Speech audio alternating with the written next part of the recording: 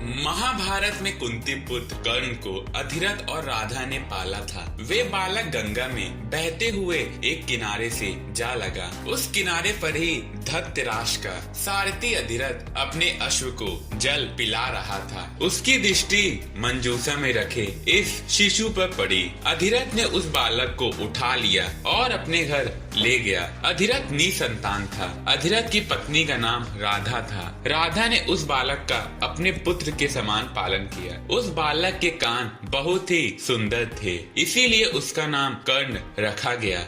इस सूद दंपति ने ही कर्ण का पालन पोषण किया था, इसीलिए कर्ण को सूद पुत्र कहा जाता था तथा राधा ने उसे पाला था, इसीलिए उसे राधे भी कहा जाता था। इसके साथ ही कर्ण दुर्योधन का पक्का मित्र था। दुर्योधन ने उसे अंग देश का राजा बना दिया था। कर्ण ये नहीं जानता था कि उसकी असली माँ कौन है, परंतु उसे ये पता चल गया था कि उसके पिता सूर्यदेव हैं। बहुत समय तक कर्ण और दुर्योधन साथ रहे, परंतु भीष्म पितामह ने और ये कभी नहीं बताया कि तुम कुंती पुत्र हो और पांडवों के भाई हो। भीष्म जानते थे कि कर्ण पांडवों का ही भाई है। कर्ण का सत्य छिपाना भी महाभारत युद्ध का एक भयानक कारण था। ये बात भीष्म ने ही नहीं, कृष्ण ने भी छिपा कर रखी। खुद कर्ण भी जब युद्ध तय हो गया तब जान पाए। कुंती भी राजमहल में कौरवों के बीच ही बहुत समय तक रही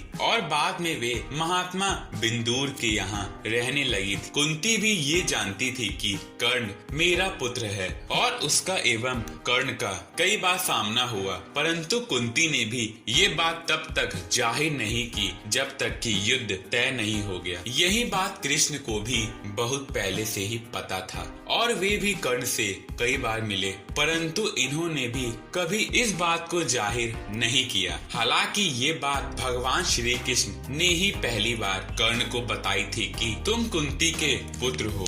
भगवान श्री कृष्ण ने यह बात तब बताई थी जबकि वे कौरवों से पांडवों की ओर से अंतिम बार शांति प्रस्ताव लेकर गए थे और वहीं इन्होंने 5 गांवों की मांग की थी, परंतु जब दुर्योधन ने उसकी मांग ठुकरा दी तो फिर श्री कृष्ण को समझ आ गया कि अब युद्ध तय हो चुका है। ऐसे में इन्होंने महात्मा बिंदुर के यहाँ रुकने के दौरान कर्ण को बुलाया और वे दोनों एकांत में गए। वहीं श्री कृष्ण ने कर्ण को ये राज बता दिया कि तुम्हारी माता कुंती हैं और पांडव तुम्हारे भाई हैं। ये जानकर कर्ण को बहुत धक्का लगा। इसके बाद कर्ण से मिलने के लिए कुंती माता भी एकांत में गई थी और इन्होंने कर्ण से इसके लिए माफी मांगी थी। कुंती कर्ण के पास गई और उससे पांडवों की ओर से लड़ने का आग्रह करने लगी। कर्ण को मालूम था कि कुंती मेरी माँ है। कुंती के लाख समझाने पर भी कर्ण नहीं माने